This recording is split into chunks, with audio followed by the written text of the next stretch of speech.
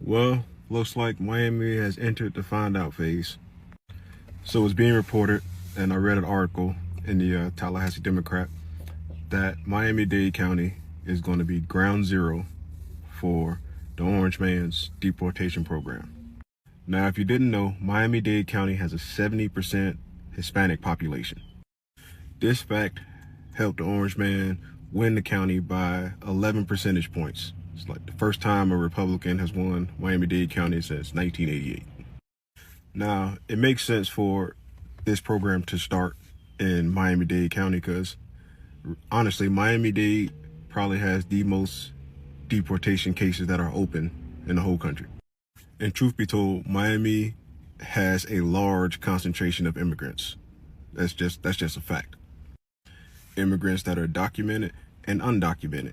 And chances are, if you live in Miami, you probably know someone who's undocumented. It's just unavoidable. But just to be clear, this whole program is not just going to target people that are undocumented. It also is going to target people that are on DACA. It's going to target people with temporary protected status. It's going to target people seeking asylum.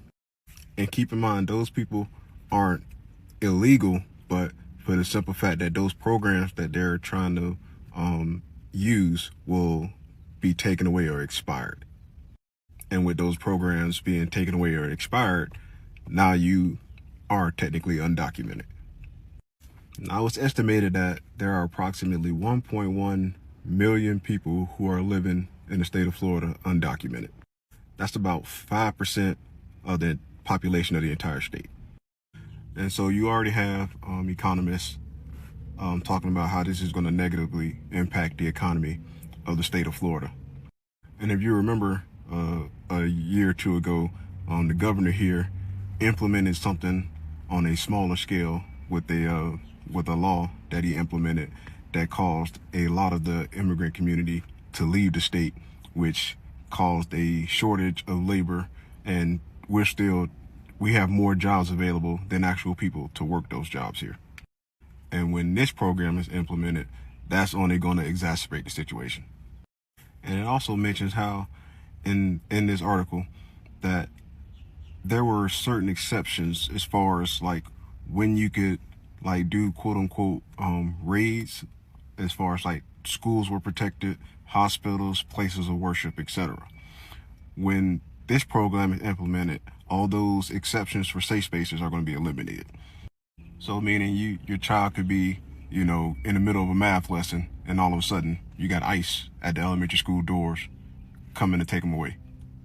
So, and don't think this is just going to affect a certain group of immigrants. It's going to affect everyone, whether you are Haitian, whether you're Venezuelan, whether you're Nicaraguan, whether you're Cuban, it doesn't matter. Like if you're here undocumented or you're here trying to go through the proper channels and you haven't been able to achieve a certain status yet, it's going to affect you. And it's going to have a greater impact on the economy because, again, you're eliminating a large percentage of the workforce. And like I said, we're at a point now where we have more jobs than people to work them. And if you think that a certain group of people are going to get out here and work these jobs that these immigrants are working, I got a bridge in Brooklyn I want to sell you. Like I say, man, it is what it is. It's what it's what people voted for. It's what people decided that they wanted. So see how it all plays out. I made this comparison once before, but I think that this Hispanic roundup is something akin to the Holocaust. So let me go and paint this picture. If I turn a Hispanic person in, and I happen to be a particularly ambitious person, I know immediately after that, I get access to that person's home, or if I know their bank account information, I get access to that too, because they got it illegally. Now I bet you that there's going to be all types of ways that people are going to try to identify who is illegal, who isn't illegal, just like the Star David. And people are going to have their defenses. I'm a good one. I don't make problems. So you're going to get the ones that are thinking they're goody two-shoes, and they start snitching out their own people, trying to endear themselves to someone that wants to capture them all. So once those people help them, after that, they start going after everybody. Because there's nobody that really just have an act resistance against them. You already captured them already. Now, keep in mind, you can't really just capture these guys and immediately send them back to Mexico. You got to have some type of site where there's a trial and there's all types of paperwork. Now, anytime that you put people into, one small area, you start making small concessions. Well, since they're here, we can't expand upon this place. We can't put them to work. Well, they're getting sick, but we can't afford this staff. Government doesn't pay for it, so we got to minimize that. So, small portion of them, unfortunately, gonna die. Germs, rape, robberies, that type of thing. Because people in a desperate state become the worstest versions of themselves. And this is going to give people the thought that, man, good thing we did get rid of them. Look how violent they are. Truth is, it would happen to anybody. There is a one group that gets huddled into each other, and they become more peaceful versions of themselves. But since we're looking at them, we can justify it to ourselves. Man, I'm so glad they're gone. And if they get really desperate, just going to contain some type of control. Because people in mass populations, they try to escape. They'll end up outright trying to go and kill them. Because it's the humane thing to do. We can't really just leave them locked up this way. Well, well, well. Are you happy with your decision? Because those of you who are so upset about people deciding to no longer be in your life over political differences, what you do know is happening is that your shock absorbers are leaving in droves. Your emotional regulators are saying you don't have an invitation anymore. All that energy that you were siphoning from them, all that kindness, all that intimacy, all the solutions. Hey everyone, and welcome back to the channel. If you're new here, make sure to hit that subscribe button and turn on notifications so you never miss an update. If you're a returning viewer, thanks so much for coming back. We have an important topic to dive into today, one that has been making waves across the country and Miami in particular, deportations. And guess what's going on now? It's a tough subject, but it's one that affects thousands of families and communities in this city. So let's get started with it. Of looking at themselves. Self-reflection's not a thing. So then addressing your feelings is not a thing, which means that you're dealing with other emotionally unregulated people. And those people who are afraid to deal with their own emotions are not going to give a shit about yours. Too bad. If you practice not giving a damn about anybody else and manipulating people into creating solutions for you, good luck. Because we don't care now. We don't care.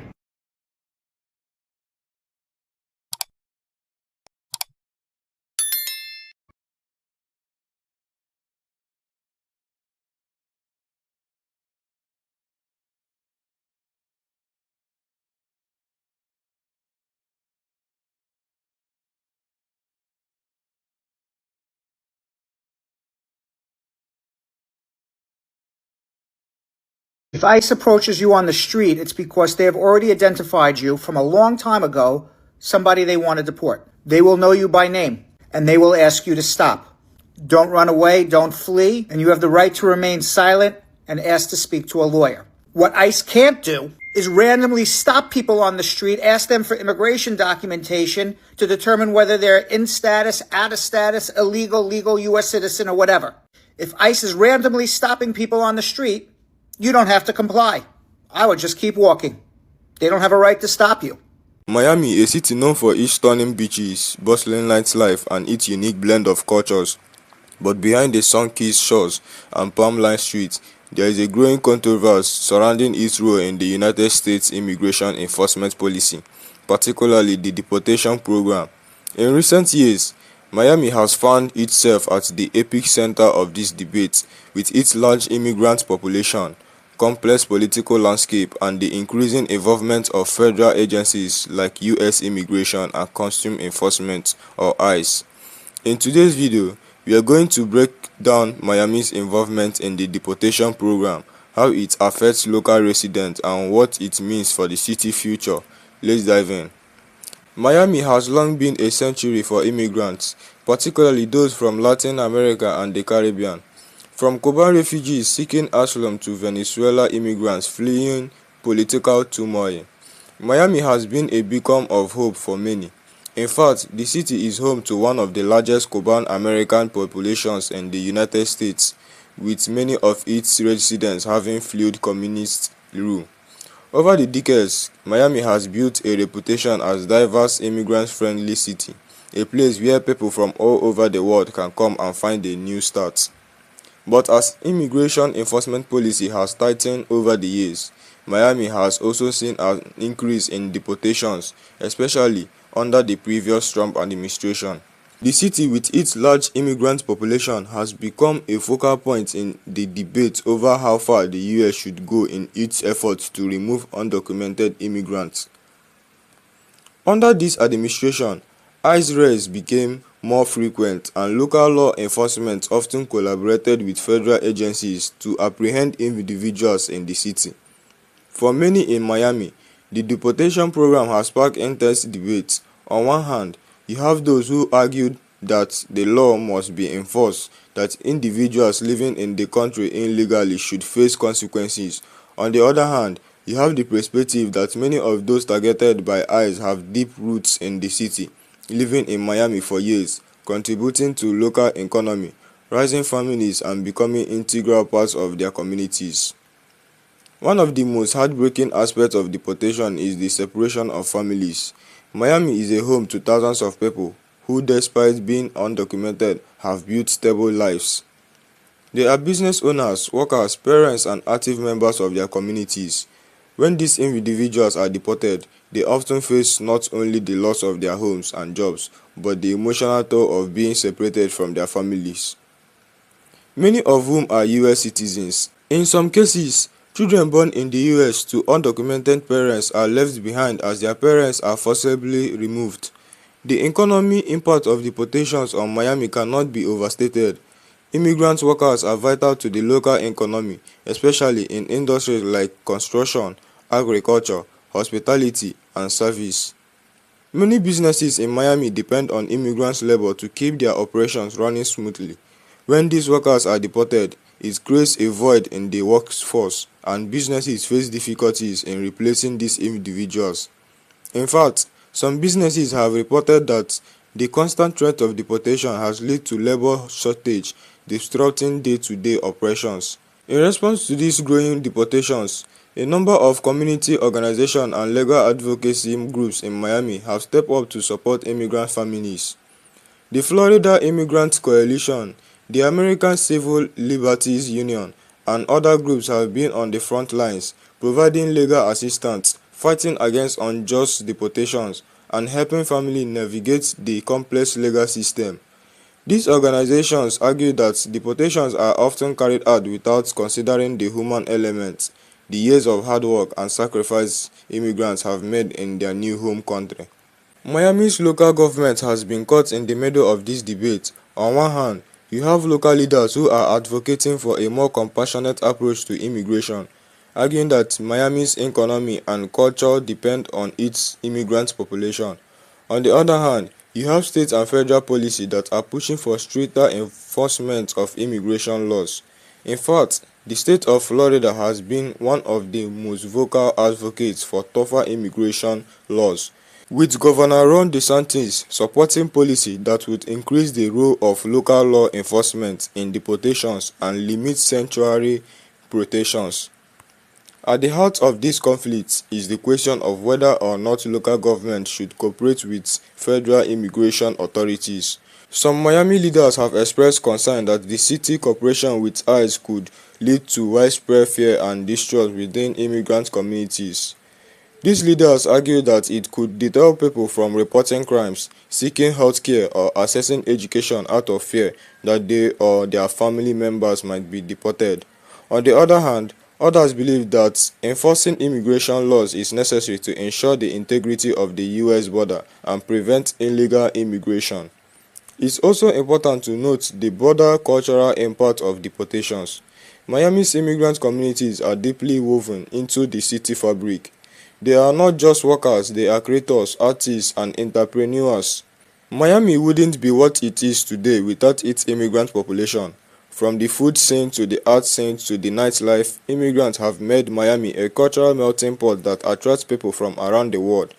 Deportations, especially of long-term residents, threaten to diminish the cultural vibrancy that makes Miami unique. The issue of deportations has also sparked a broader debate about the U.S. immigration system. Many people in Miami and beyond argue that the system is broken, that it's outdated, and that it doesn't reflect the reality of today's world. Immigration reform is needed. Reform that addresses the status of undocumented immigrants, provides a clear path to citizenship, and treats people with dignity and respect. While deportations are often framed as necessary steps in enforcing the law, they fail to acknowledge the contributions of immigrants who have been living in the U.S. for years and who have become a part of the fabric of society. As Miami continues to wrestle with its role in the deportation program, one thing is clear: the issue is not going away. Immigration and deportation policy are deeply intertwined with the future of Miami's social, economic, and cultural landscape. The challenge for Miami and for the nation as a whole is to find a balance between enforcing the law and showing compassion for those who have made their lives in this country. The conversation about deportation is far from over, and its resolution will have lasting implications for Miami and beyond. So where do we go from here? Can Miami find a solution that balances the need for security with the need for compassion? Will the city continue to be a safe haven for immigrants, or will deportation policy continue to tear families apart? The answer is still unclear, but as we have seen, the stakes couldn't be higher. Thanks for joining in this important conversation. If you have thoughts on this issue, drop a comment below. Let's keep the discussion going. Don't forget to like and subscribe for more updates on this topic and others. See you next time.